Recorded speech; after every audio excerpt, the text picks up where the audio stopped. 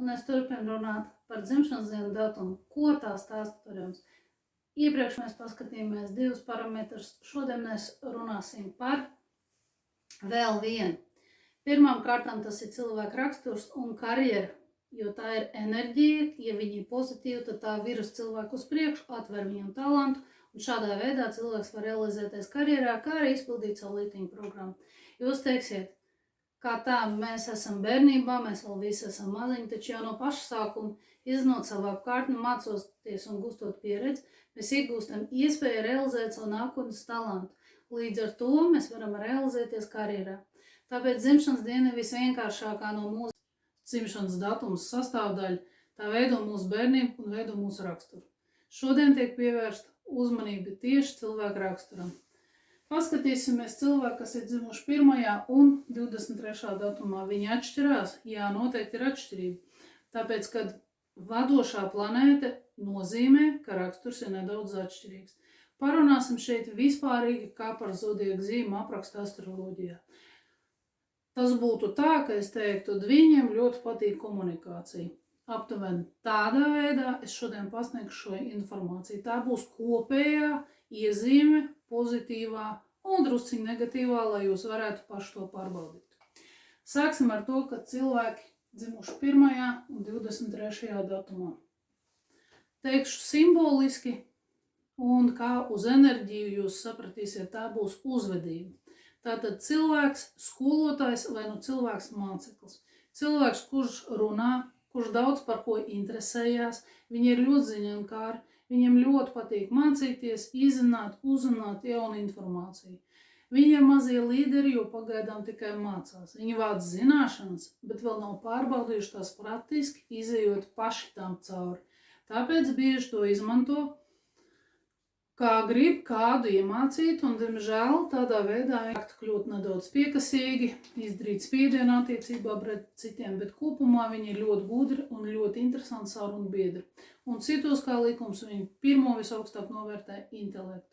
Ļoti mīl kaut ko sākt, bet redz to noved līdz galam, protams, ja nav blakus cilvēks, kas viņu visu laiku iedvesmo.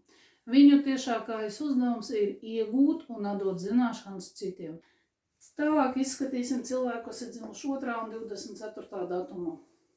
Šeit enerģija strādās stiprāk, šeit 40% būs no šīs enerģijas. Tātad šie cilvēki ir, ja mēs runājam simbolos, tā būtu sieviete, kas pārvalda enerģijas, kas sastāv no rūpēm, sajūtām, par dzīvniekiem, par dabu, par ekoloģiju. Viņi atbild par labestību, līdzjūtību, savstarpējām attiecībām starp cilvēkiem. Ļoti garīgi un ļoti ievainojami cilvēki. No vienas puses viņi ļoti labi pārvalda savas emocijas un jūtas, bet no otras puses viņiem ir grūti pretoties citiem cilvēkiem. Kāpēc jūs jautājat? Jo viņa galvenais uzdevums ir palīdzēt citiem. Šeit ir viens bet. Citi tie ir vājāki, un šeit iet runa par dzīvniekiem, kas ir atkarīgi no mums, augiem, ekoloģiju, par cilvēkiem, un pirmām kārtām ir jāsaprot, ka tās ir sievietes, un tā ir viņu pamatfunkcija. Viņi bieži nonāk situācijās, kā apkārtējie var sākt slimot, cieši psiholoģiski, un viņu uzdevums vienmēr ir būt blakus un palīdzēt viņiem. Kāpēc? Jo viņi ir apdāvināti ar īpašu labestību, iecietību, maigumu un iejūtīgumu. Ja šīs īpašības neiemāc bērnībā, tad var kļūt ļoti mānīgi, jo šī ir mēnesa enerģija. Ja pirmā bija saules enerģija, tad otrā ir mēnesa enerģija, un kā mēs visi zinām, mēnesi ir ļoti mainīgs. Pretējā puse negatīvā enerģija, tā ir cietsirdība, šie cilvēki var mānīties, viņi var būt stingri, uzstājīgi. Un tas sākās tikai tāpēc, ka viņi jūt otra cilvēka vājās puses un var sākt to izmantot. Rūpes par apkārtiem un labestību ir viņu vistiešākais uzdevums. Viņu dzimtā var sākt slimot sievietes, ja enerģija ir mīnusā, vai arī būt ļoti smags slims tuvinieks. Tālāk skatāmies cilvēki, kas dzimuši 3. un 25. datumā. Šie cilvēki ir materiālās pasaules radītāji, ko realizē idejas materiālā pasaulē un iedvesmo citus uz to. Vīrieši kopumā ir maigi, bet ne tik maigi kā dzimuši 2. vai 24. datumā. Viņu maigums sevī ietver īpašu labestību, dāsnumu un saprati. Viņiem patīk mājas dzīvesveids, kontakts ar tuviem cilvēkiem, jo viņš viņiem uzticās. Atšķirībā no sievietēm šeit viss ir pretēji, tāpēc, ka šī ir sevišķa enerģija un tas pastiprina šo enerģiju. Sievietes var būt ļoti valdonīgas pret saviem bērniem, bieži uzspies savu viedokli, izdarot spiedienu, kaut gan dara to ļoti eleganti un akurāti. Tā, ka jūs viņām arī pat nekur nepiekasīsieties. Bieži gan vīrieši, gan sievietes ir ļoti stilīgi ģērbti, ir ļoti labi sarunbiedri ar daudzpusējām interesēm, viņi saprot lietas būtību un vienlaicīgi var būt gan garīdznieki, gan biznesmeņi, jo viņi ideāli savieno šīs divas lietas. Ļoti labi pazīst cilvēks, jo kā gan citādi viņi varētu viņus iedvesmot un virzīt uz priekšu, lai viņi sāktu realizēt beidzot savas idejas vai īstenot savus projektus. Negatīvā puse šiem cilvēkiem ir, ka viņi ļoti bieži zaudē kontroli un sāk uzvesties kā karalieni, kas sēž savā tronī un viņi nepieļauj nekādu konkurenci. Tātad viņu galvenā funkcija ir attīstīt savus talantus, iedvesmot citus, dot audzināšanas piemērus un palīdzēt jaunākiem šajos jautājumos. Nākamie cilvēki, kas ir dzimuši 4. 26. Ja mēs skatāmies simboliski, tas ir cilvēks, imperators, un šī enerģija ir profesionalitātes enerģija. Šāds bērns no bērnības vajag audzināt ļoti stingri. Es pat teiktu, ka tas varētu būt armijas režīms, nekādas atlaides šiem bērniem nevar dot, jo nākotnē tas var atspēlēties ļoti smagu uz viņu veselības stāvokli. Galvenokārt mēs runājam šeit par skeleta sastāvu un vienu no vadošām sastāvdaļām tas būs mugurkauls, jo viņiem ir jātrenē, lai kļūtu par šo profesionālu, viņiem ir jātrenē iekšējais spēks, raksturs stiprums, jo, ja to neaudzinās bērnībā, tad vēlākā periodā ar šo jautājumu jūs daudz sarežģītāk tiksiet galā. Teiksim tā, sarežģītāk būs ieaudzināt viņā to. Pēc rakstura šie cilvēki ir augsti, stingri, bet ne nežēlīgi, kā gan savādāk viņi tak ir profesionāli. Viņi ļoti labi zina savu cenu, zina, kur doties un ko no dzīves grib. Bet tikko jūs sākat izdarīt uz viņu spiedienu, jūs ieraudzīsiet kareivīgi noskaņot imperatoru, kurš jums ļoti asi un dzēlīgi var sākt atbildēt. Fiziski kauties viņš nesāk, jo viņš ir intelektuāls. Viņš sāks darīt visādus gājienus, caur kuriem jūs to ieraudzīsiet. Savā pozīcijā viņš vienmēr būs atklāts un ļoti mērķtiecīgs. Ļoti svarīgi, lai viņam būtu savu kaut kādu personīgais biznes vai personīgā nodarbe. Bieži šie cilvēki, kad aiziet studēt, viņi paralēli sāk strādāt, jo viņiem ir ļoti svarīgi izpratni, ko nozīmē, kad paši sev nopelna maizi. Negatīvā iezīme, tas būtu slinkums un pozīcija. Es esmu cilvēks, kur jāpieņem un jāmīl visiem apkārtējiem, jo es taču esmu imperators, jo tikai par to vien man jau ir jāmīl visiem. Tā ir viņa negatīvā puse, jo cilvēks netiek galā savu uzdevumu.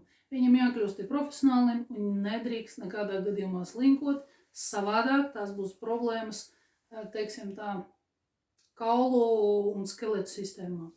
Nākošo cilvēku, kas ir dzimuši 5. un 27. datumā, šos cilvēkus mēs varētu nosaukt tādu filozofiskais priesteris. Cilvēks, kurš pārvalda jomu, kas ir saistīts ar dzīves jēgu un ideoloģijas izpratni. Tāpēc tādi bērni jaunībā var būt ļoti gudri un filozofiski noskaņoti. Neskatoties uz viņu bērnišķīgu uzvedību, viņi tomēr ļoti dziļi saprot sajūtu, pasauli un pasaules struktūru.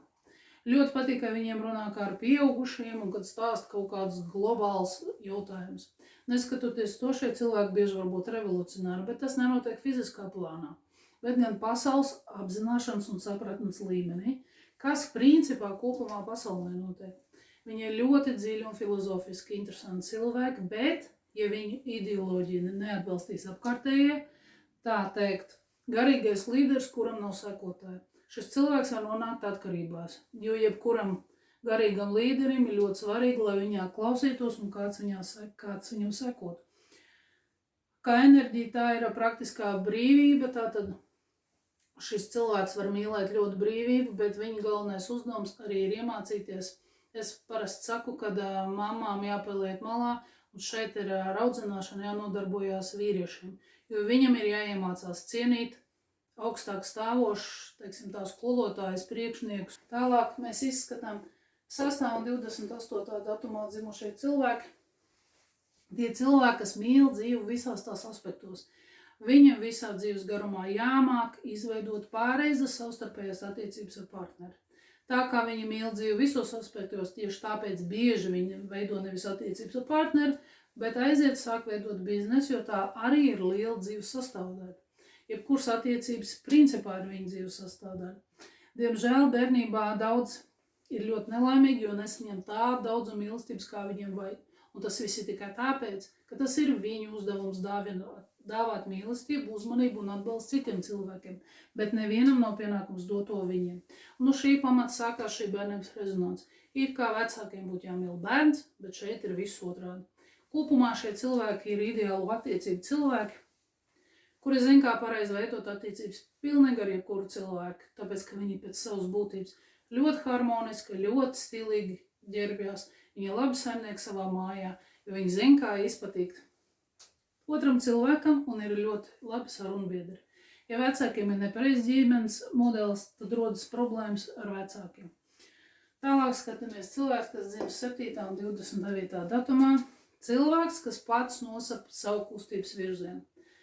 Kā simbols mēs varētu teikt, ka cilvēks, kas sēž ratos, tur vadības grožs, bet ratiem nav ne navigācijas sistēma, ne GPS, jo cilvēks pats ar savām darbībām formē savu apkārt notiekošo.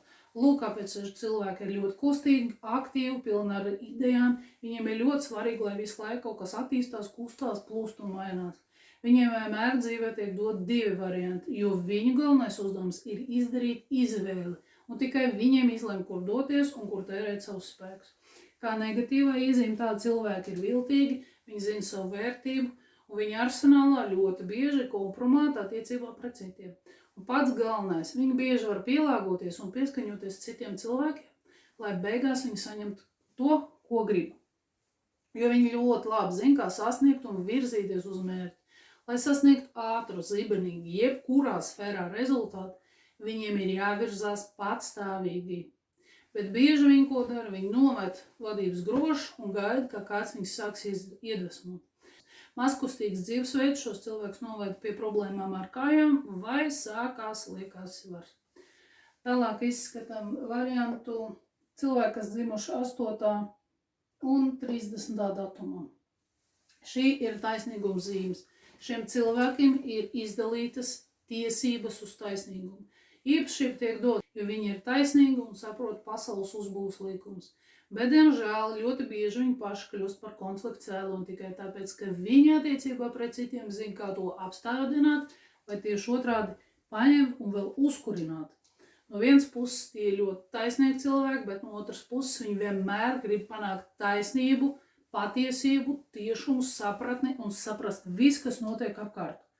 Tāpēc attiecībās viņi ļoti bieži mēdz būt augsti, pārāk pedantiski, sīkumaini, bet vērsīšu uzmanību uz to, ka viņam ir svarīgāks citu cilvēku liktenis nekā pašam savs, vai arī tie, kas viņam visu laiku ir apkārt. Tieši tāpēc viņš mēdz būt ļoti labs draugs, bet ne ļoti labs ģimenes cilvēks. Šie cilvēki ir mērķtiecīgi ļoti attiecībā uz karjeru un uz biznesu, jo viņi zina, kā viss ir izveidots. Vēl jau vairāk viņi zina, kā visu apiet. Viltīgi apspēlēt likumus, izmantot tos visādos veidos, bet bieži viņi to dara vairāk kā izdevīgi sev. Tā ir ļoti laba īpašība, jo tā tiek izmantot, lai izdarītu kaut ko liederīgu attiecībā pret citiem cilvēkiem. Tālāk skatāmies cilvēki, kas dzimuši 9. 31. datumā. Tas ir cilvēks vientuļnieks, mēs viņu sauc par garīdznieku, viņi tā jūtas no pašas bērnības. Kaut arī viņi saprot, ka apkārt ir cilvēki, bet lai cik cilvēki neatrastos, lai cik viņiem mīlestības un uzmanības nedāvāt, viņi vienalga jūtas vientuļi. Un neskatoties uz to, lai cik viņi arī nebūtu gudri un profesionāli, viņi savā dzīvē ar visu tiek galā vieni paši. Jo tie ir cilvēki, kuriem dots pilnībā viss zināšanas. Tieši tāpēc šos cilvēkus var nosaukt par ezotēriķiem. Cilvēki, kur intuitīvā līmenī jūt, ko un kā vajag darīt. Viņiem ir izteikta sapratne par savu es, par cīņu attiecībā pret sevi. Un ja kāds sāk pārkāpt šīs robežas, viņi ir gatavi atteikties no komunikācijas ar šiem cilvēkiem uz visiem laikiem. Negatīva puse var būt tāda, ka šis cilvēks var nonākt upuru lopā. Tas notiek tad, kad viņš sāk ļoti baidīties no vientulības vai arī nonāk situācijā, ka viņam nav aizsarga. Viņi ir gatavi sākt dzīvot un ciest partneru attiecībās tirānu vai cilvēku, kuram ir alkoholiskās atkarības, vai sākt dzīvot cilvēku, kurš visu laiku viņus sāpina un apbežo. Un tas ir tikai tāpēc, lai viņš nepaliktu vientuļnieks. Šiem cilvēkiem ļoti, pirmais, kas ir, viņiem ļoti patīk apģērbs ar kapucēm. Uzvelkot kapucis, viņi nonāk tā kā savā, pabūt ar savēs. Tālāk izskatām cilvēku, kuri dzimuši 10. datumā. Cilvēki, kuri zina, kur stāv naudu, jo šis dzimšanas datums atbild par visiem iespējamiem resursiem. Tā kā šodien mūsu resursi tiek uzskatīts nauda, tad principā varētu teikt, ka tas ir bagātības simbols. Šie cilvēki no paša bērnības tiecas pēc bagātības, bet vecākiem es neieteiktu dot tādiem cilvēkiem, tādiem bērniem kabatas naudu, jo viņa galvenais uzdevums ir nodrošināt sevi un savus cilvēkus apkārt. Bieži tas viņiem pārvēršas mankārībā, ka arī tā, ka ja es draudzējos ar kādu, tad man ir kaut kādā veidā tas vajadzīgs. Jo es netaisos ar jums draudzēties, ja jūs nesat izdevīgs man. Dzimušie 10. datumā ir ļoti mainīgi, viņu ļoti viegli var atteikties no kaut kā darbā, sākt izrādīt neusticības darba jautājumos, ja ir izdevīgāk cita situācija. Bet no otras puses, 10. datumā dzimušie veido stabilākās laulības, jo aprēķina laulības šodien vairāk nostrādā nekā laulības, kuras balstīts uz emocijām jūtām. Bet, kā jau teicu iepriekš, viņu galvenais uzdevums kļūt par bagātu cilvēku, un, lai to sasniegt, viņiem tieks iedots pilnīgi viss. Nākamie dzimuši 11. datumā šie cilvēki ir neviennozīmīgākie. Viss tikai tāpēc, ka viņa vadošā planēta ir Mēnesis. No vienas puses viņi ir iekšēji ļoti stipri, var pretoties vienalga kam, pat tiem, kas ir dzimuši 13., 15. un 16. Bet viņi izskatās maigi, teiksim tā, jums tā var likties, ka viņi ir lābestīgi, smaidīgi, atvērti. Kaut gan patiesībā viņi gatavi izdarīt otram tik ļoti stipru sitienu un ļoti stipru, kad, jums maz neliksies. 11. datumā dzimušos vajag mīlēt vai vismaz izlikties, ka jūs viņus mīlētu, lai viņi pret jums paliek labsirdīgi un dāsni vai uzmanīgi. Bet tajā sekundē, kad jūs kaut drusku izrādīsiet pret viņu necieņu, jūs ieraudzīsiet tādu adatvēzi, kurš paņems un vienkārši iecertīs adats jūsu ādā un sāks jums kļūt par ļoti bīstam ienaidnieku. Jo viņam, principā, ļoti biežā pozīcija ir ienaidnieks. Neskatieties uz to. Ja ir cilvēki, kurš viņš mīl, viņš ir neizsākām labestīgs un uzmanīgs un gatavs atdot pilnīgi visiem cilvēkiem. Jo viņa galvenais uzdevums ir aizstāvēt sevi un savus tuvākos. Ir viens bet, nevis izmantojot fizisko spēku un agresiju, kā viņi to ļoti bieži dara, bet izmantojot savaldību un sarunu, attieksmi ar savu iekšējo es, atrast citu veidu, kā risināt šos jautājumus. Tieši tas ir viņu galvenais uzdevums. Bērnībā viņi ļoti bieži saskarās ar vardarbību, varbūt šķēršļi, kautiņi, nesaskaņas, konflikti un tā tālāk. Jo viņiem jākļūst pa kareivu un jāiemācās šī funkcija aizstāvēties. Teiksim tā, parādīt citiem, ka fiziska izreikināšana un agresija nav vienīgais veids, kā atrisināt šādas problēmas. Viņiem ir jāparāda, kā cilvēks var aizstāvēties, izmantojot savu iekšējo spēku, teiksim, saprātu arī. Nākošie 12. datumā dzimušie, šie cilvēki parasti ir ļoti nepatstāvīgi. Un viss tikai tāpēc, ka viņi ir vairāk emocionāli, maigāki un vērsti uz savstarpējām attiecībām ar apkārtējiem nekā tie, kuri dzimuši 2. vai 24. datumā. Viss, kas notiek viņa iekšējā pasaulē, ir ārējās pasaules atspulgs. Ja viņš izjūt agresiju, uztraukumu, nemieru vai tieši otrādi, neaprakstām prieku, laimes sajūtu vai eforiju, bet patiesībā tas ir tas, ko jūt visi viņa apkārt stāvošie. Jo viņš ir ļoti labs psihologs. Viņš ir tik ļoti labs psihologs, ka viņš var izjust cita cilvēka fiziskās sāpes uz sevi. Un pats, diemžēl, ir pakļauts depresijām. Viss tikai tāpēc, ka viņu uzdevums ir palīdzēt citiem pārējiem atrast fundamentu zem viņu kājām un atbalstu. Atšķirībā no pārējiem viņš ir šis atbalsts un fundaments, jo viņam pašam tāds nav, un viņa atbalsts ir tikai citi cilvēki. Tāpēc priekš viņiem ir ļoti svarīgi, lai viņš atrastos citu cilvēku uzmanības centrā, lielās kompānijās, kaut kādā sociālā vidē, un šie cilvēki nedrīkst palikt nekad vienatnē. Diemžēl šiem cilvēkiem ļoti bieži domas, ka viņi nav atnākuši pareizā pasaulē, ka pasaule viņus principā nepieņem, un var rasties, uz šī pamata var rasties noslīdus uz visādu veidu atkarībām. Un tas ir tikai tāpēc, ka viņa smalkā pasaule, iekšējā ir ārējo cilvēku atspulgs viņos iekšā. Atkārtošu, ka šie cilvēki ir ļoti smalki psihologi, un viņi spēja atkost jebkuru cilvēku, ja viņi atradīs savu iekšējo spēku un savu iekšējo raksturu. Tālāk runāsim par cilvēkiem, kas dzimuši 13. Pirmām kārtām šie cilvēki ir revolucionāri un transformēri, kuri domas un mērķi ir pozitīvi noskaņot. Viņu uzdevums ir nojaukt veco nestrādājušo sistēmu un ieviest jaunās tradīcijas, sistēmas, tehnoloģijas, inovācijas un parādīt to vispāriem. No vienas puses šie ir paši egoistiskākie cilvēki, bet no otras puses tie cilvēki, kuriem ir visneordinārākā domāšana. Viņiem vienmēr iet pretēji visam un visiem, kaut arī tā būs tieši pretošanās, jebkām zinātnē, reliģijai, kaut kādai pasaules sistēmai, vai arī pret sabiedrību, ekonomiku, politiku. Viņiem vienmēr ir visur pret. Viņu mīļākais vārds ir nē, viņu mīļākais izteiciens ir jā, bet katru reizi, kad jūs satiekat tādus cilvēkus, jūs vienmēr izjutīsiet, kā pret jums stāvēt kaut kāda pretošanās siena. Pie tām viņi ir ļoti patstāvīgi, viņi viegli orientējās pilnīgi visos procesos. Un, lai arī kas nenotiktu, viņš vienmēr iedos jums pašu neordinārāko, pašu neprognozējamāko domu, ja jūs sāksiet uzdot viņam kaut kāds jautājums. Ja jūs bērns saka ne, tad pārliecināties, vai taisnība ir jums, jo visticamāk taisnība varētu būt viņam. Nākamā zīme, kas ir dzimuši 14. datumā, šī ir mērenības zīme. Šie cilvēki kopumā ir harmoniski, nemainīgi savās domās, viņi pārlieka vienu zināšanas formu uz citu, vienu enerģiju pārvērš citā. Pa dzīvi viņiem nekad nekas nemainās, bet viņi ir ļoti atkarīgi no saviem apkārtējiem. Viņi praktiski nemēdz būt patstāvīgi, turklāt viņi skaitās savas dzimtas un savu draugu vērtību glabātāji. Tieši tāpēc ir tik svarīgi, lai viņu apkārtējo loks būtu stabils, lai viņu darbs būtu stabils, lai cilvēki, ar kuri viņiem veido attiecības, viņi nekad nemainītos. Katrs jaunums, katra dāvana, katrs noslēpums viņiem ir kā traģēdija, jo viņiem visiem jābūt skaidram un saprotamam burtiskā nozīmē. Kur tu nolikt to mantu, tur arī paņem. Un otrādāk. Pie tam šie cilvēki spēj un var nomierināt jebkuru.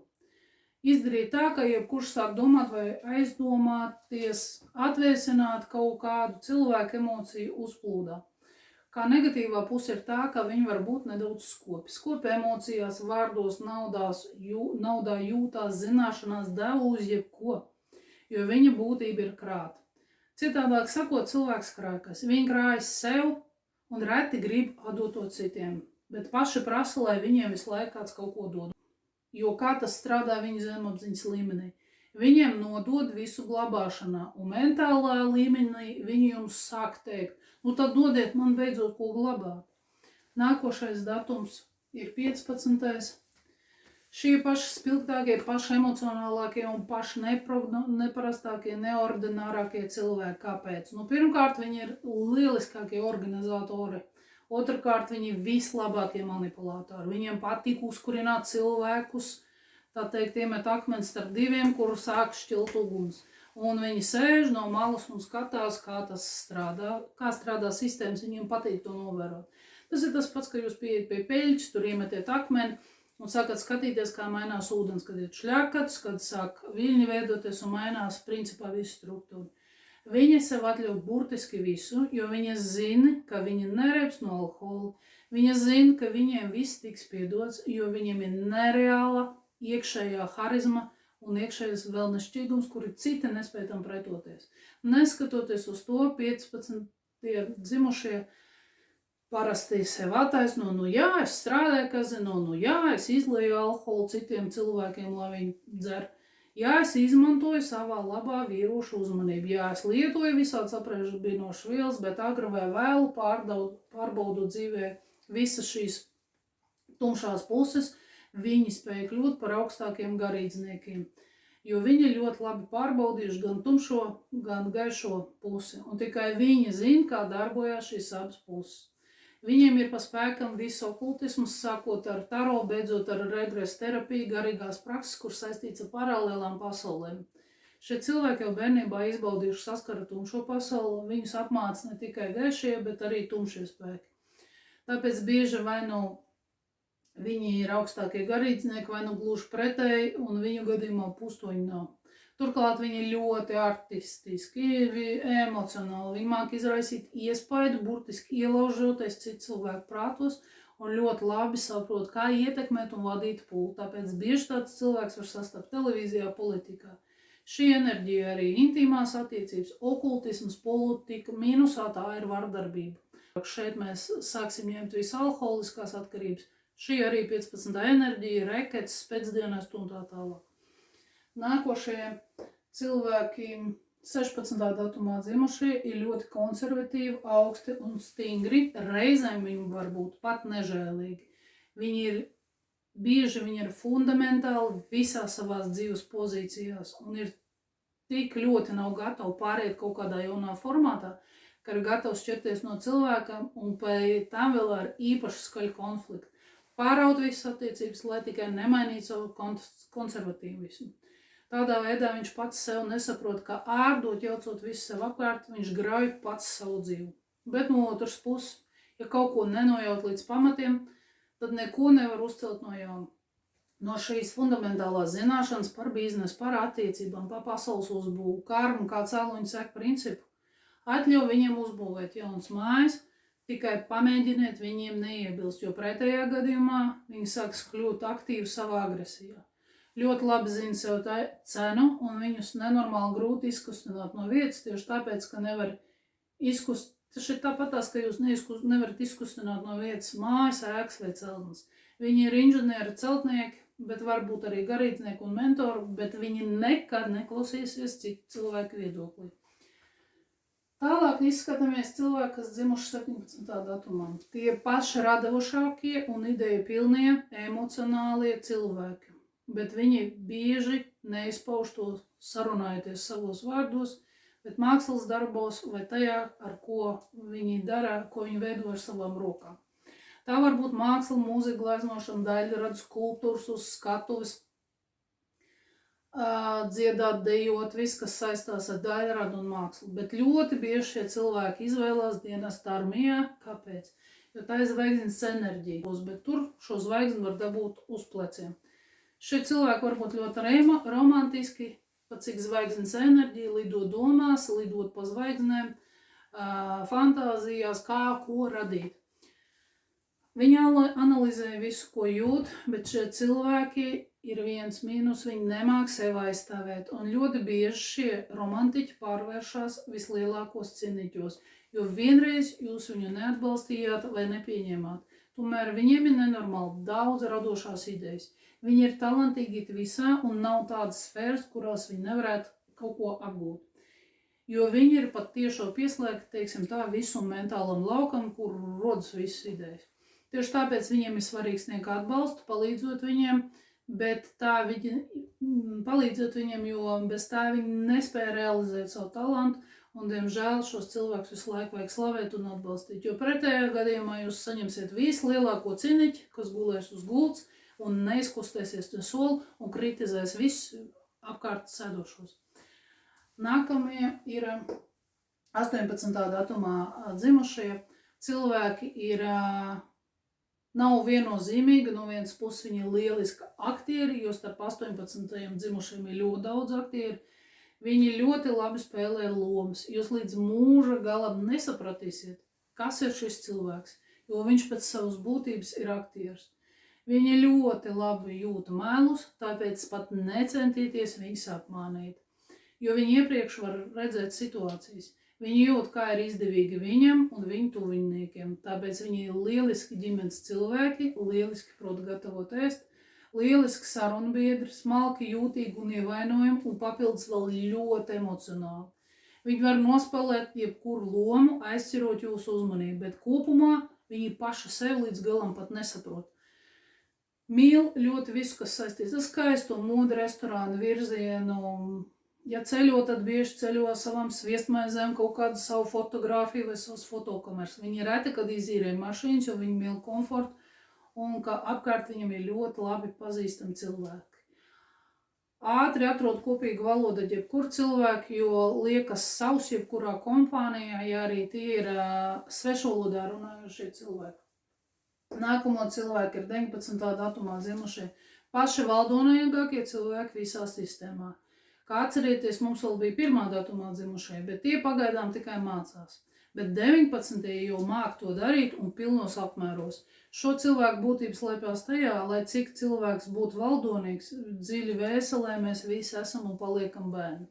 Ja šim iekšējam bērnam piemēr tādas īpašības kā naivums, labsirdība, līdzjūtība, kļūstot par valdnieku vai jūsu vadītāju, tad tiešām viņš ir spējīgs darīt lielas lietas. Bet ja šis bērns nesaprot būtību, sāk spēlēties ar citu cilvēku liteņiem un dzīvēm, tad viņš var sākt radīt sev masu problēmas. Diemžēl šie cilvēki var uz citiem izdarīt spiedienu, jo viņa pozīcija ir vai nu es esmu karalis, no kronītes galvā, vai nu es esmu paklājs, lai gan viens, gan otrs variants ir vistīrākā manipulācija ar cilvēkiem. Es vienmēr atceros šeit Karlsons, kas dzīvo uz jumta, kas teica, ka slimākais cilvēks pasaulē, kam vajadzēja ievārījumu burku. Vai arī vīrietis guļošs uz gultas, ja tu no manīm šķirsies, tad es nomiršu. Tas ir tā rupji teikts, bet tas ir piemērs, pēc kur jūs uzreiz varat saprast. Viņi var izlikties, ka slims, vai arī ka es neko nemāku darīt, jo tad ļoti ātri cilvēki, kas par viņiem rūpējas, izdarīs to viņu vietā. Un tādā veidā viņš sāks caur viņiem ietekmēt viņus. Es negribu iet uz šodien uz darbu, es bišķiņu tāds tā kā kaprīz būs, jo tad apkārtējie sāk darīt manā vietā to. Vai otrādi, es esmu karalis, kas uzsitīšu pa galdu, es visiem pavēlēšu, lai cilvēki izdarītu tā, kā es gribu. Bet ir viens bet. Cilvēki, kuri sāk ļaunprātīgi izmantot savu āmatu, vāru, status savā labā, cilvēki, kur nesaprot savu dabu un visu laiku pa katru cenu sāk līst iekšā jebkurā sfērā vai kompānijā pierādot savu līderismu un nesaprot, ka tie apkārt ir dzīvi cilvēki un tie nav ne mašīnas, ne instrumenti, kuriem ir savs viedoklis, savas vajadzības un reizēm viņi var neatbilst tādam raksturam, kā pieprasa šis līderis. Lūk, kāpēc 19. datumā dzimušie ļoti bieži var palikt vienatnē, jo tādiem cilvēkiem nav savas armijas vai komandas, tad kas tas par vadītāju? Viņa galvenais uzdevums ir ieņemt augstā maktu, sākt palīdzēt citiem cilvēkiem, un tad tikai var rēķināties viņi ar jebkuru biznesu līdz pat augstu amatpersonas statusam, ja pats tādu mērķu uzliks un iemācīsies būt pareizs vadītājs. Nākošie ir dzimušie 20. datumā. Dzimuši dēļ dzimtas, dzimuši dēļ ģimenes, dēļ savstarpējo saišu stiprināšanas starp viņiem.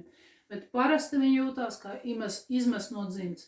Es šos cilvēkus saucu kā sarkanu galvīti, kuru sūta cauri mežam daudz šķēršļiem un viss tikai tāpēc, lai kādam sniegtu kaut kādu palīdzību.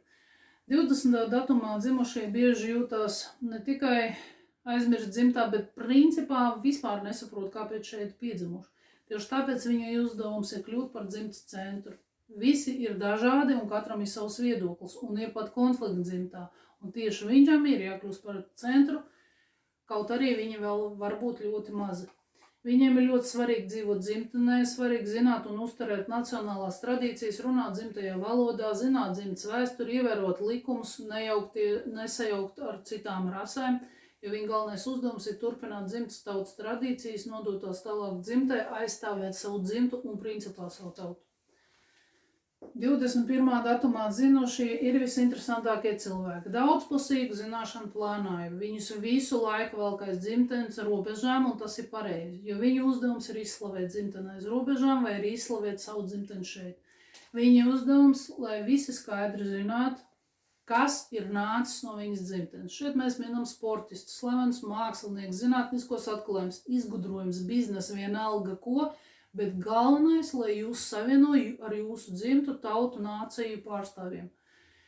Viņi paši ļoti zinātkāri, viņi interesējās daudzpusēji, ļoti labi orientējās informācija tehnoloģijās, viņi ļoti labi saprot citi cilvēki, jo viņi ir atklāti pasaulē, jo viņi paši kā pasaules vidus, un viņi jebkurā pasaules valstī var atrast palīdzību, atbalstu, cieņu kā instrumentu, lai tikai šajā valstī viņi izslavētu savu dzimteni.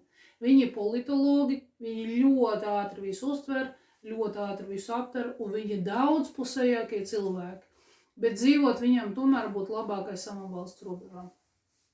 Nu, pēdējais 22. datumā dzimuši. Viņi ir visas pasaules cilvēki, un priekš visas pasaules viņi ir draugi. Viņi nebaidās no dzīves grūtībām, jo zina, lai arī kas notiktu, viņa dzīvē būs vienmēr blakus cilvēks, kurš palīdzēs. Un tas ir draugs, bet kurš ir šis draugs? Tas var būt jebkurš cilvēks, ratinieks, kolēģis, skolas biedrs un tā tālāk. Šie cilvēki ir ļoti atkarīgi no pārējiem, bet paši sev un citiem viņi dod atbalstu un palīdzību. Viņi ir ļoti draudzīgi, spilgti, emocionāli jauki cilvēki, viņi pa dzīvi vienmēr ir optimisti. Bet, lai cik reizēm viegli un naivi viņi varētu likties, patiesībā viņi mums nes gaišumu un prieku mūsu dzīvēs. 22. datumā dzimušie viegli ietver sevi visu zīmju īpašību kopumu un māk to labi izmantot, jo viņš arī kura cilvēku var būt tāds, kādu vajag otram. Viņi tik tiešām māk virzīt dzīvi, virzīt to uz labāko pusi un veidot to labāk. Tas bija viens no galvenām rakstura iezīmēm katrā dzimušā datumā. Cilvēkam, protams, katra raksturu nevar izskatīt tik šauri, tās ir tikai tendences dzimšanas dienā, tas ir tas, no kā sāks cilvēka ceļš jūsu dzīvē, bet tie nav visi instrumenti, kas jums tik dod. Ar jums bija Airēma, paldies, ka skatījāt.